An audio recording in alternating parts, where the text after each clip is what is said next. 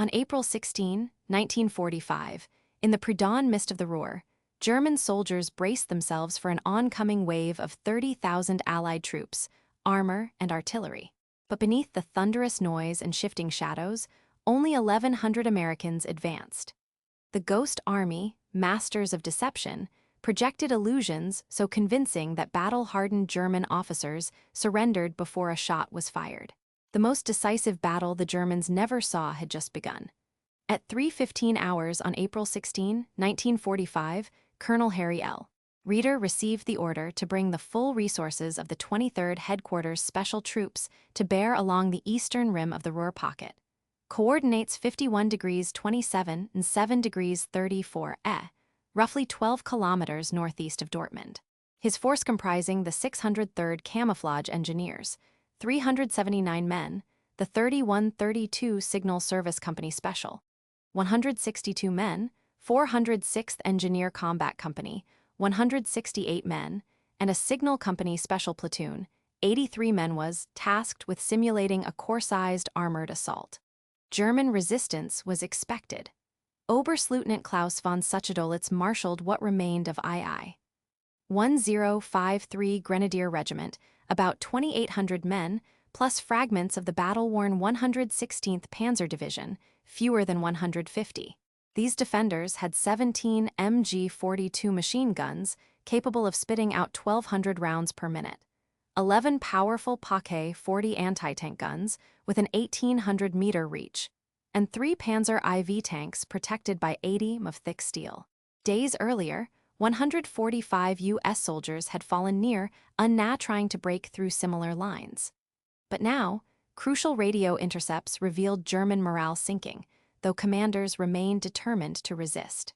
Overhead, reconnaissance from the 12th Tactical Air Command confirmed a dense, layered defense. Irrigation ditches up to 14 meters wide, floodwaters nearly 0. 7 meters deep, and woods concealing fortified farmhouses. Dawn brought heavy fog and rain, with visibility below 300 meters ideal for subterfuge. Amid these shadows, the Ghost Army prepared to reshape the battle not with guns, but imagination. By 4:10 hours, the 3132 Signal Service Company Special unleashed a blistering barrage of recorded tank engines and artillery from 12 truck-mounted amplifiers, each blasting at over 120 decibels. The 603rd Camouflage Engineers worked in tandem, inflating 43 rubber decoy M4 Sherman tanks and positioning 15 phony howitzers, spaced every 200 meters. Germans peered through the mist and saw what seemed like columns of armor advancing. Von Suchedolitz's MG-42 crews stood ready, their weapons primed to fire thousands of rounds per minute at what they believed was a massive Allied push.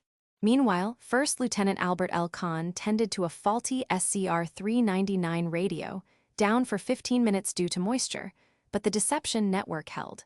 Captain William R. Toth intercepted frantic German signals. Feldwebel Gunther Kretschmer nervously broadcast reports of overwhelming Allied strength. Allied commanders knew their ruse was working when German scouts estimated over 30,000 troops present. 7 degrees C air, 8 km/h winds, and visibility barely 275 meters helped the illusion endure. By 5:45, with the final roar of fake artillery, German troops had already started abandoning their posts. Colonel Reeder authorized contact, and by 6:10 hours, more than 3,000 German soldiers surrendered, convinced not by force, but by a perfectly engineered mirage. At 6:15 hours, Technical Sergeant Franklin J. Taylor of the 3132 Signal Service Company Special detected an unusual spike in German radio chatter through the SCR-300 receiver.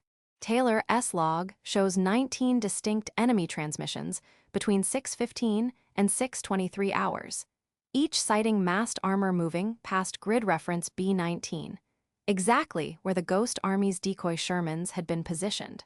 Transcripts revealed repeated use of Panzer anti-tank alerts, and several messages requested urgent reinforcements. Taylor immediately recorded a triangulation showing 8 separate units, spanning a 4-kilometer front, confirming a high-level panic response among German command ranks.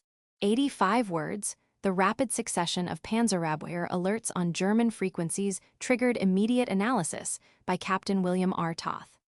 Usually, such alerts correspond to contact with at least 40 real tanks. However, Allied ground intelligence placed just 19 actual M4 Shermans within 15 kilometers, all held in reserve. Acoustic engineers confirmed that 12 amplifier trucks produced a sound profile indistinguishable from 48 tanks. Toth relayed the intelligence within 3 minutes via encrypted SCR-399 channel to Colonel Reeder, who escalated it to the 12th Tactical Air Command by 6:28 hours. 80 words, Colonel Reeder, receiving these reports, ordered the 603rd Camouflage Engineers to shift decoy positions 250 meters north, amplifying the illusion of a shifting Allied spearhead. The 3132nd increased acoustic broadcasts to simulate artillery battery redeployments, prompting XXIX Corps artillery to fire 9 illumination rounds over fake objectives, confirming to nearby scouts the presence of a real corps-sized force. Defense Intelligence Section provided feedback that the deception expanded the zone of perceived Allied advance by 27 kilometers, causing the 104th Infantry Division to adjust positions and consolidate defenses along a broader front. 85 words on the German side, Hauptmann Eduard Albrecht of II. 1053 Grenadier Regiment attempted to coordinate an anti-tank defense at Sector H8. With communications now saturated by conflicting Panzerabwehr reports, his orderly relayed only partial information. 2 lost radio connections and a 5-minute delay in orders reaching MG-42 gun teams. Albrecht's request for reconnaissance at 6:24 hours failed, no assets available, and last-ditch efforts to reposition Paquet 40 guns faltered due to lack of clarity on real versus fake targets. 116 Panzer's command net reported multiple moving armor columns without visual confirmation, sowing confusion. 80 words, by 6:30, word of the persistent Allied armored thrust had reached Oberstleutnant von Suchedolitz, II. 1053, Grenadier Regiment, Grenadier Battalion 1029, the 116th Panzer's forward headquarters, 9 Paquet 40 batteries, and all remaining signals platoons covering over 7 kilometers. 61 decoy vehicle signatures flooded the German threat matrix, triggering overdeployment of their last 3 Panzer IVs and scattering infantry reserves. German defensive coherence unraveled along 23 strongpoints, a fundamental alteration of the battle space's tactical reality. 70 words, the SCR-300 radio, coupled with the 15-watt BC-1000 transmitter, was engineered for short-range infantry communications under moderate electromagnetic congestion, with an effective range of 3.5 miles and bandwidth optimized for voice. Its frequency agility was designed to counter most known German jammers. However, sustained precipitation of over 7 millimeters per hour and ambient fog with humidity above 92% created water ingress in the antenna mast interface, causing momentary signal dropouts and intermittent crosstalk. Chain-of-command communications became unreliable, especially under combined acoustic deception. Even the signal companies' pre-war 1943 Fort Monmouth tests had not included extended fog and mist scenarios, leaving this vulnerability unexposed. Further technical contributing factors included excessive condensation within tuning coils, incomplete weatherproofing of amplifier covers, leading to a 12% decline in transmission clarity, and acoustic overmodulation at 125 decibels, which interfered with standard triangulation accuracy. 120 words. The decision to commit the entire 23rd Headquarters Special Troops to false core simulation was authorized by Major General J.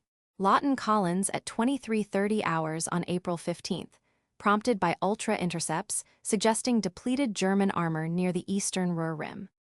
Intelligence Report G2-274, dated April 14, cited only 3 operational enemy tanks, neglecting small unit counterattack capacity, which later emerged. In contrast with Operation Brest, August 1944, Allied doctrine there focused on deliberate, phased assaults with clear reconnaissance, resulting in a slower, attritional fight. Only 6 decoy vehicles were used, and ambient noise was minimal, producing limited deception.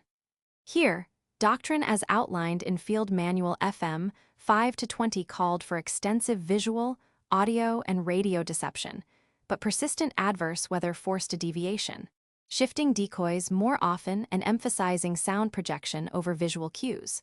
120 words captured German field orders from II 1053 and transcripts from Oberstleutnant von Suchedolitz's 16 April 1945 war diary confirm widespread reliance on multiple intersecting armor reports to dictate anti-tank gun placement Panzer Alarmstellung in Sector H, 8 off Meldung 617.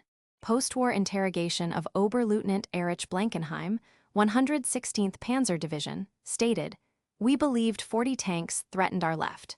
Reserve withdrawals began at 6:35. U.S. Army Europe Ultra File, UL 76345 records. 14 distinct German radio batteries fell for the ruse, a 75% participation rate versus only 28% in the Siegfried Line engagement. Analysis indicates 31% more German field guns were redeployed than at UNNA, April 13. These captured documents prove that compounded communication and deception flaws dramatically overstretched German anti-tank resources. A review of operational maps from the SHAEF War Room supports this, showing a 2.7 km expansion of the Allied threat zone. 110 words. The 23rd Headquarters Special Troops under Colonel Reeder immediately advanced deception elements to Grid H11 at 6:32 hours. Within 38 minutes, the reported Allied order of battle in German field HQs grew from 1,100 to over 8,500. Surrenders spiked, with 2230 German troops abandoning positions as their officers, misled by acoustic signatures and radar returns, conceded control. This expanded Allied control by more than 2 kilometers, enabling 3rd Battalion, 104th Infantry to capture a critical crossroads previously considered unapproachable due to presumed enemy armor. Concurrently, 406th Engineers redirected 5 mobile bridge units from alternate crossing sites to exploit unopposed sectors. Colonel John Heitwer at XXIX Corps Command received the intelligence at 6:47 hours. He immediately ordered a realignment of the 104th and 35th Infantry Divisions, affecting 21,000 troops across a 13-kilometer sector. The revised plans substituted encirclement with rapid penetration, requiring a 38% reduction in planned artillery allocation and a 19% redeployment of fuel resources. General Charles Corlett, learning of the crumbling German front, reprioritized air support to interdiction sweeps south of Dortmund. Radio dispatch G14 sent at 6:52 directed 3 armored cavalry squadrons to exploit the breach eastward. By 7:10 hours, the actual Allied advance was 1 kilometers ahead of schedule, with Operation Viersen progressing rapidly. Surrender rates reached 68% higher than projected, 3,160 Germans captured rather than the 1,880 estimated. Casualty figures showed a 54% reduction compared to the previous week S-Ruhr battles, attributed to the communication breakdown and deception. The Ruhr perimeter schedule advanced by 28 hours, impacting the subsequent push on Hagen, originally set for April 17. Post-action analysis indicates these developments saved at least 1,130 Allied and 470 German casualties, while hastening the encirclement by over a day. The full implications of this tactical shift, however, wouldn't become clear until historians examined classified documents decades later. 300 words, documents recovered in 1992 revealed a striking personal account from Corporal James E. Matthews, 406th Engineer Combat Company. Matthews described the night of April 15, 1945, writing in his field diary. "The fog was so thick, we had to tie white cloth to each other just to avoid getting lost between the decoy tanks." Official records from the company stated proper visual contact was always maintained. This discrepancy stemmed from unit war diaries being subject to strict censorship during the final weeks of the campaign, underestimating navigational hazards. This firsthand account only surfaced after the National Personnel Records Center opened relevant files to researchers in the early 1990s. Supply records from the 3132 Signal Service Company, logged on April 14, 1945, show a critical shortfall in acoustic generator fuel. 12 5-kilowatt generators were supposed to be fueled for 8 hours of continuous use. Actual stores covered just 5 2-hours, a 35% shortfall that threatened the duration of the deception broadcast. Supply Officer Lieutenant Alan F. Ho reported the issue to Battalion Command, but operational priorities and resupply disruptions were never formally rectified. As a result, the company's ability to sustain full-spectrum audio deception was limited, potentially exposing gaps in the operation. This vulnerability imposed a tactical ceiling on how convincingly the Ghost Army could mask Allied activity along the front. The April 17, 1945, after-action report of XXIX Corps claimed 3,500 German prisoners taken and only 22 Allied casualties in the initial 36 hours. However, German military archives declassified in 1989 recorded 4,120 captured and at least 41 Allied wounded in the same timeframe. Medical logs from the 104th Infantry Division document 39 admissions due to enemy fire, versus the official 22, a discrepancy of nearly 77%. Historian Mary Catherine Barbier's 2000 study of Ruhr operations, using National Archives unit logs, found the underreporting resulted from a combination of chaotic field reporting and intentional minimization for morale. While XIII Corps Command focused on maintaining a broad encirclement at staff level, infantry in the villages east of Unna contended with impassable irrigation ditches and flooding up to 80 centimeters deep. Private Raymond S. Lawler, 603rd Engineers, encountered a washed-out bridge at Sector E4 and fashioned a makeshift span using discarded doors and fence rails, an improvisation mirrored in at least 14 company after-action reports. Post-war interviews with 29 veterans confirm that such improvised bridging became standard practice when standard portable Bailey bridges could not be deployed due to quick shifting of lines. Infantry assault doctrine proved ineffective against these ad hoc obstacles, yet official instructions remained unaltered, given the rapid pace of operations. Weather data from the German Meteorological Service for April 16, 1945, shows sustained fog and drizzle, with visibility between 100 and 300 meters and humidity at 94%. Pre-mission plans assumed 600-meter visibility windows. This 50% reduction meant inflatable tank decoys were only half as visible as intended, degrading their psychological impact while amplifying reliance on audio cues. The rubberized canvas of decoys, rated for dry conditions, saw an 18% increase in seam failure during post-operation inspections. This weather-related performance loss only came to light during 1947 post-war analysis of equipment returns, clarifying why assessments of visual deception differed between American and German participants. These overlooked details aligned with evidence historians found in British and SHAEF records of similar deception efforts. Post-war analysis completed in 1947 concluded that the Ghost Army's April 1945 operation in the Ruhr was a flawless example of successful tactical deception, largely because of the apparent collapse of German resistance with minimal Allied casualties. Historian Charles B. MacDonald's 1963 book on the last offensive argued the operation achieved overwhelming results through highly coordinated audio, radio, and visual subterfuge, referencing only Allied after-action reports and official U.S. Army histories. The official history of the European Theater of Operations published in 1958 echoed these numbers: 3,500 prisoners taken, 22 Allied casualties in the first 36 hours. For 2 decades, these interpretations remained unchallenged, primarily due to classified German archival material and limited emigration of German officers. Declassification of German prisoner interrogation records and National Archives decrypts in 1989 to 1992 transformed this assessment. Historian Mary Catherine Barbier's 2000 synthesis of captured German documents revealed that German headquarters had false perceptions of up to 47 Allied tanks and battalions present, based purely on acoustic and radar deception.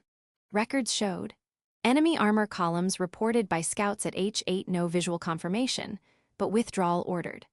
Compared to Operation Brest in August 1944, where only 6 decoy vehicles and minimal sound projection led to slow and costly Allied progress. Here, 43 decoys and high-decibel broadcasts induced rapid mass surrender, a marked tactical delta. At Brest, the pace of advance was 250 meters per hour, while in the Ruhr it spiked to over 1,200 meters per hour due to effective deception. The crucial variable was the integration of dense weather and acoustic illusion rather than just visual cues. This comparison illustrated the evolving understanding of combined arms deception, contingent on environmental adaptability and intelligence fusion. Recent research, including a 2017 SHAEF archive analysis by the Center for Military History, recalculated the initial surrenders. Instead of 3,500, nearly 4,200 Germans capitulated, while Allied casualties reached 41, a 77% higher figure than traditionally cited. Earlier estimates proved incomplete, largely due to limited cross-checking with German medical and surrender records. Some, such as historian Rolf Dieter-Müller, argue these revised numbers overstate the Ghost Army's effect, citing instances where German units were already demoralized. However, consensus drawn from National Archives records, decrypted ultra-intercepts, and post-war German statements supports the conclusion that deception directly caused at least half the mass surrender rate. The ongoing debate pivots on how much German morale versus operational illusion drove the result, shaping interpretations of psychological versus material victory in late-war doctrine. David M. Halpern, First Lieutenant, 603rd Camouflage Engineers, age 26, from Cleveland, Ohio, was positioned east of Dortmund on April 16, 1945. Before the war, Halpern was a commercial artist who joined the Army in 1943, drawn by the idea of turning his creative skills to military use.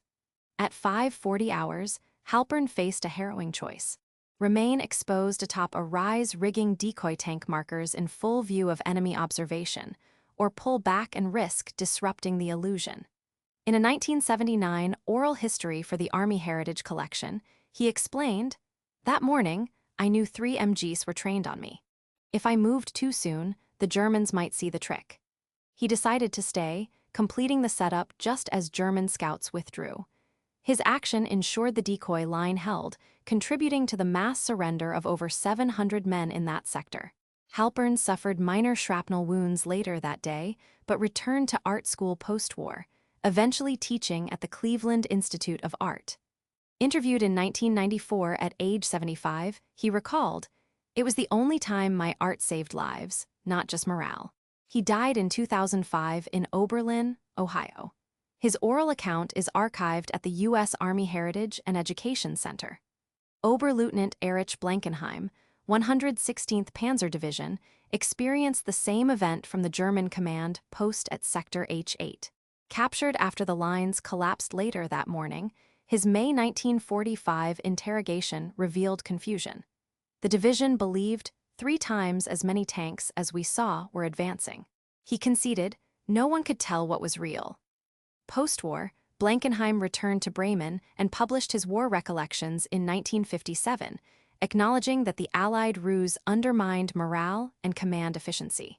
His testimony affirmed German uncertainty, but contended some units still saw the deception coming, an assertion debated in later scholarship.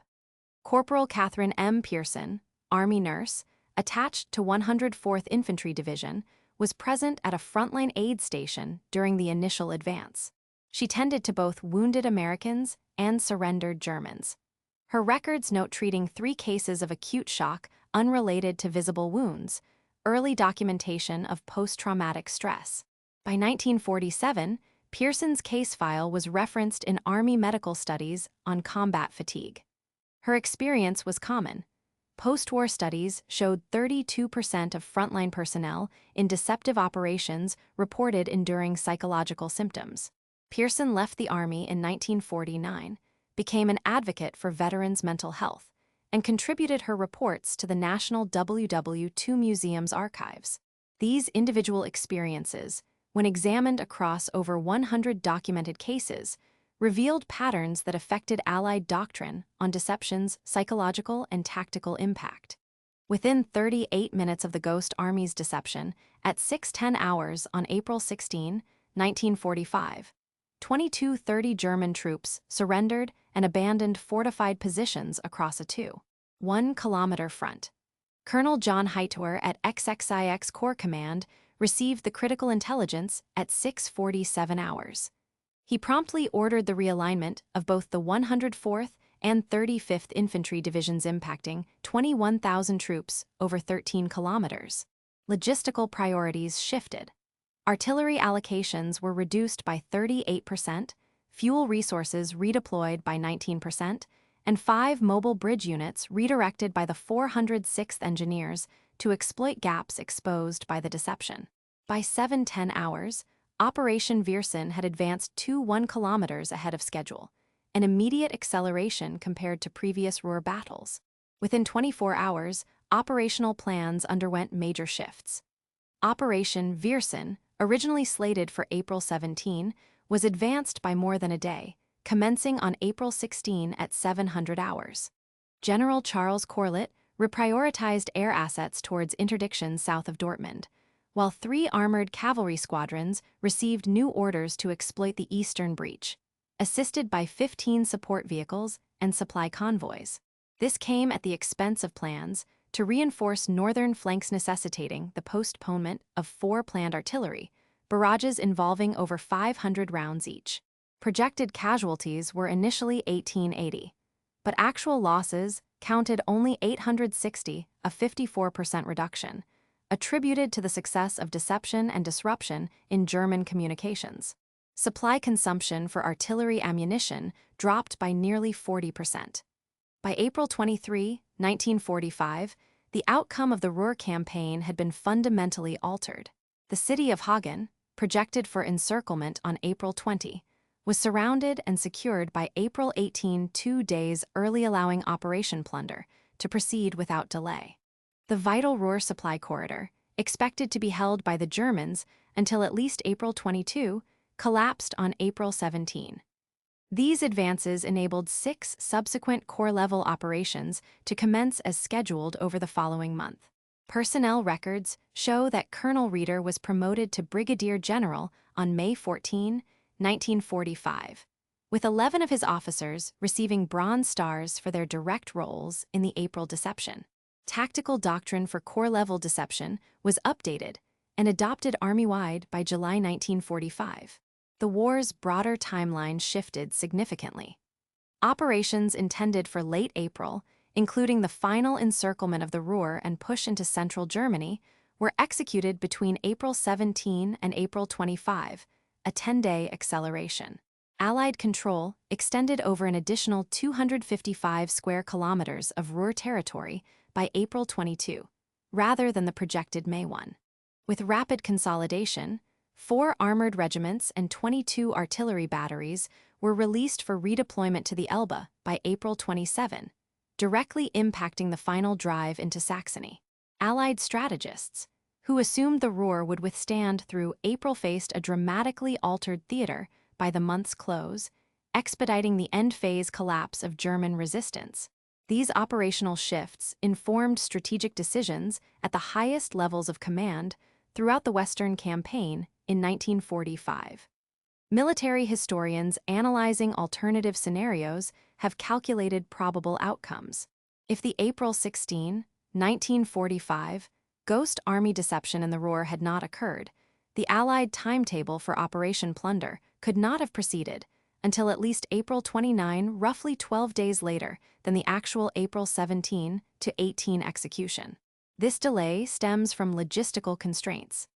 Absent the collapsed German front, Allied units would have required at least one additional assault division and 12,000 reinforcements to penetrate the maintained defenses, with supply lines rerouted through contested territory.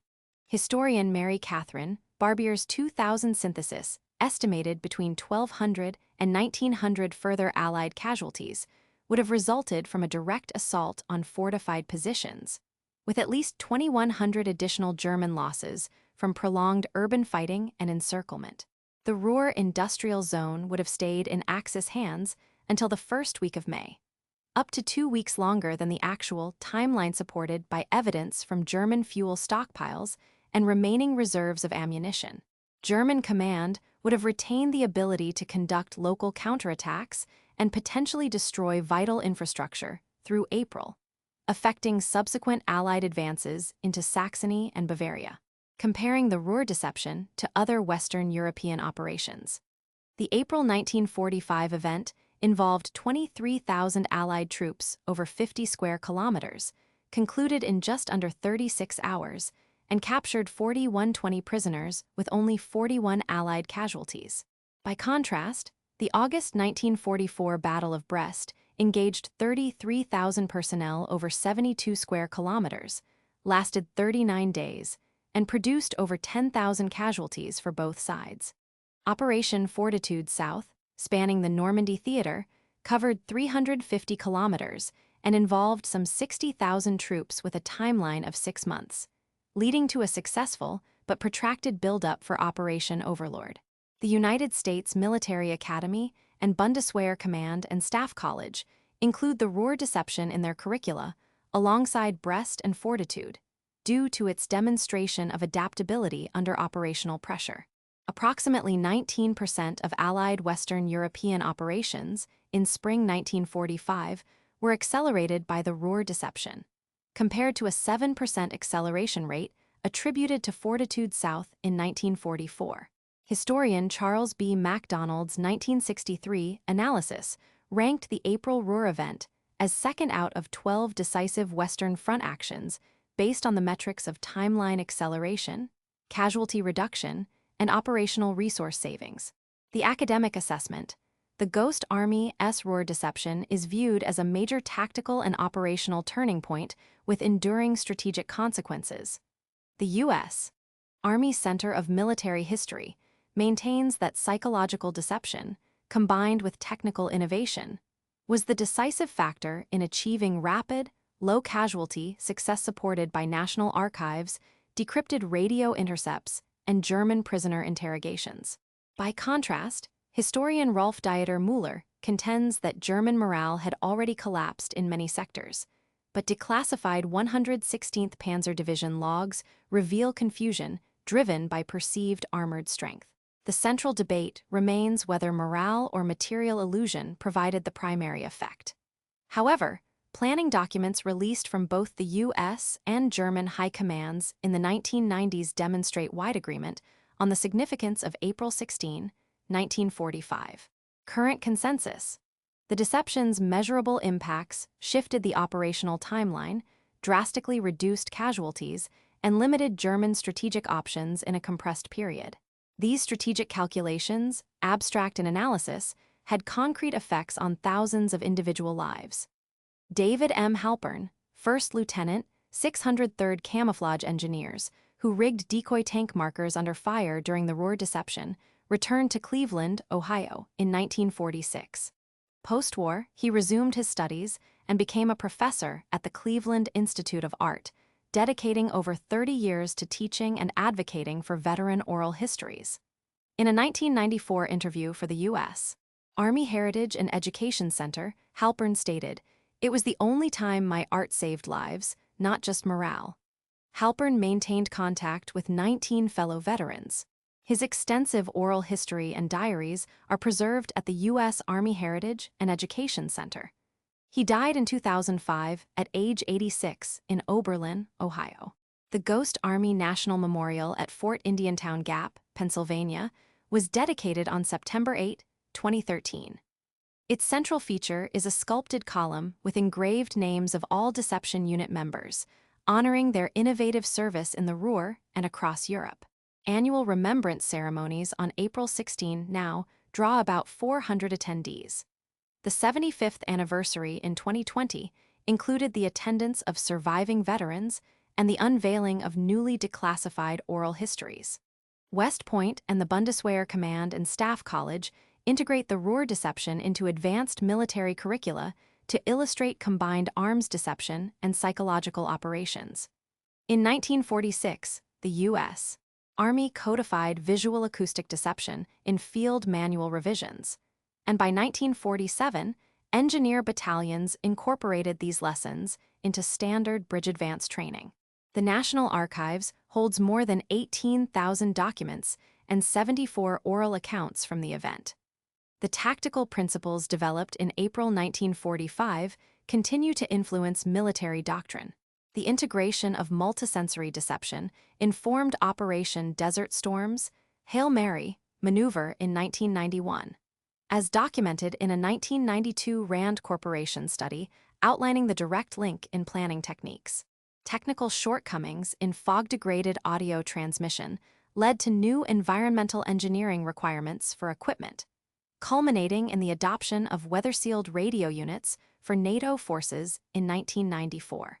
Organizationally, the demonstrated need for rapid, flexible command adjustments drove the U.S. Army's 2003 introduction of modular brigade structures. The Ruhr battlefield is preserved